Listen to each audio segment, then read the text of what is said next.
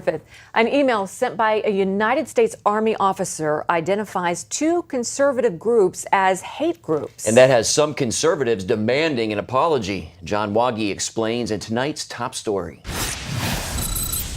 The email came from a Lieutenant Colonel Jack Rich, based in Fort Campbell, Kentucky. The 14-page document was addressed to subordinates. It labeled two conservative pro-family organizations, the Family Research Council and the American Family Association, as domestic hate groups, along with the controversial Westboro Baptist Church, whose members are known for vocal anti-homosexual protests. One section of the officer's email reads, "The religious right in America has employed a variety of strategies in its efforts to beat back the increasingly confident gay rights movement.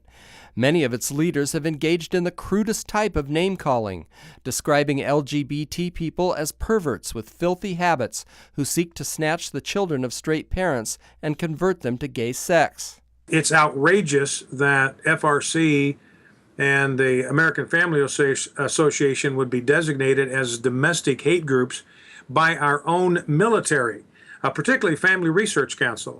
Brian Fisher of the American Family Association says the Pentagon's information comes from the Southern Poverty Law Center, a group that furnished a hate map to a man who pleaded guilty to an attack on a security guard at Family Research Council headquarters in Washington last summer. The first thing that we need to see happen is for the Pentagon to distance itself from this email and then from the Southern Poverty Law Center. This is a thoroughly discredited source of information. They've designated FRC and AFA as hate groups simply because we disagree with them on the issue of homosexuality. Well, disagreement is not hatred, and speaking the truth about homosexual behavior is not hate speech. So it's a completely outrageous and unfounded allegation. I believe personally Lieutenant Colonel Rich ought to be demoted, and I believe the Pentagon owes both FRC and the AFA a profound and effusive apology. John Waggy, CBN News. Strong words there. Well, joining us now to discuss this is Lieutenant General Jerry Boykin. General Boykin, thanks as always for joining us. Hey, I'm glad to be with you. Did this email surprise you, sir? Well, I tell you, it saddens me, and actually it does surprise me. It's one more thing in a pattern of attacks on the Christian faith to include inside our military. I'm very saddened by this. Why do you think this action by this Army officer is so dangerous? Well, what he just did was he just isolated about 40% of the men and women serving in our armed forces. You know, 40% or more are self-identified as evangelicals, and then there's probably another large percentage as Catholics. And this guy has just done something that I believe is beyond the pale in terms of insensitivity towards the very people that are wearing the uniform.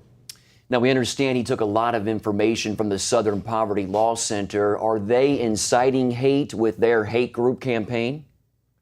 You know, I'm glad you brought that up, because Southern Poverty Law Center has appointed itself to be the guardian of the values of a number of extremist movements, and all of them, by the way, are anti-Christian.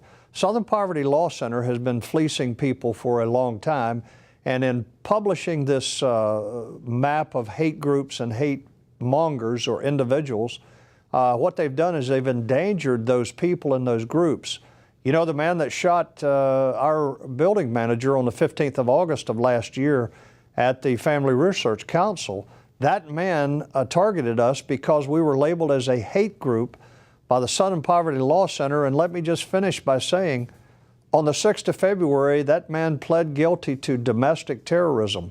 Southern Poverty Law Center is now associated with violent domestic terrorism. How should the Army respond to this?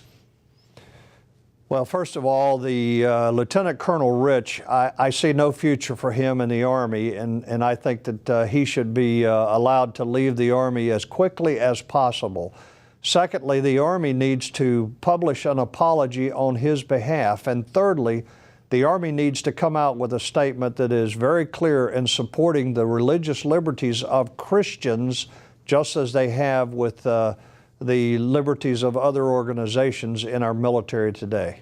Okay, Lieutenant General Jerry Boykin, thank you, sir, for your information. Thank you.